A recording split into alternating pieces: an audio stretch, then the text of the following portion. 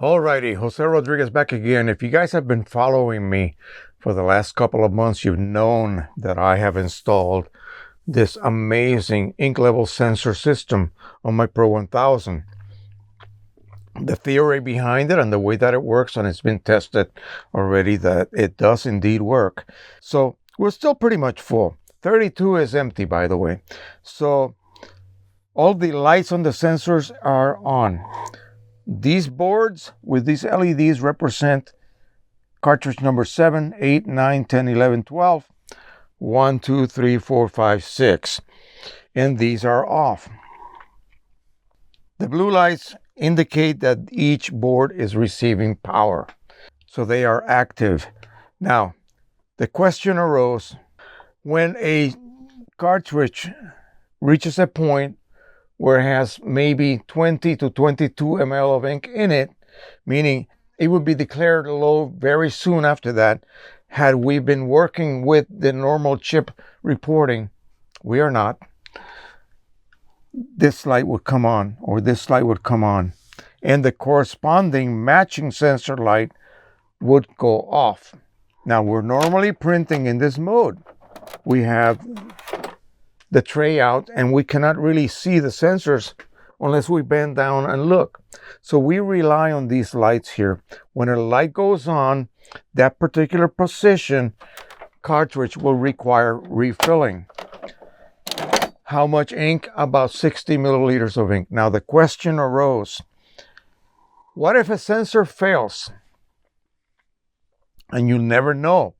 And you run empty because we are relying on disabled chips and all of this little tricks that we came up with. And how will you know that a cartridge does not reach empty and then begins to spew air inside your printer? Well, sure, if it would ever happen, that could possibly happen, but even if a sensor fails, you would know. You would not be surprised by a failed sensor, and I'll tell you why. This is why the double redundancy is so important. Let me put this out of the way here. As you can see, all 12 sensor lights are on. So that tells me that sensors are receiving power. And they're on. Well, what does that mean? Are they functioning just because they're on? They're functioning because these equivalent lights are off. The sensors are on because it has detected ink density inside the cartridge above the triggering threshold, which is 20 ml or 25% from empty. If I was to remove enough ink so that I am below that threshold, that particular sensor light will turn off and the matching board light will turn on. On, off, on, off. The two cannot be off at the same time, and the two cannot be on at the same time. It's either or. So say sensor number 7. How do I know that's working? Well, I know it's working because it's on and the corresponding light on the board is off. If this was off and this was also off, I have a bad sensor or a bad light here. One of the two. They cannot be both off and they cannot be both on. It's either or. So when I am done printing, I always close my lid and I look at my sensor lights. They are all on. Okay, good. I'm happy. I can go to bed and have a good night's sleep without any worries.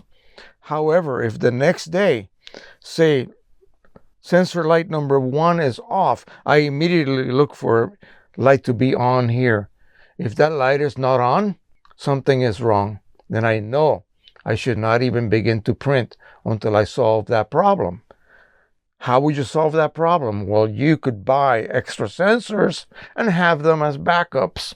That would be one way, but at least you know that you're not going to get caught by a situation that will then lead you to a catastrophic bit of trouble if you print without knowing, because you had no clue.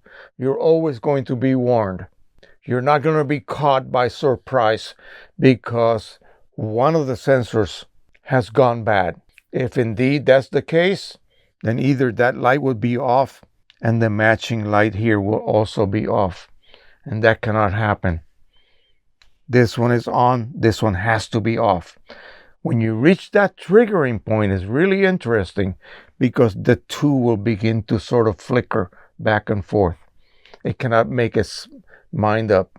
Okay, at some point you lose a little bit more ink and then it will become more clear to the sensor as it is reading the density inside that ink cartridge that indeed I have reached the trigger point. This light will go off, this light will come on. Okay, but again, I will reiterate, it cannot ever be that both lights are on or both lights are off. It's one or the other. So you can have total confidence this will work because at no point will you be caught with a bad sensor and you don't know about it. Of course you will. Okay, thank you so much. Don't forget to subscribe, share, and like. And until the next time, as always, happy printing, everyone. Bye-bye.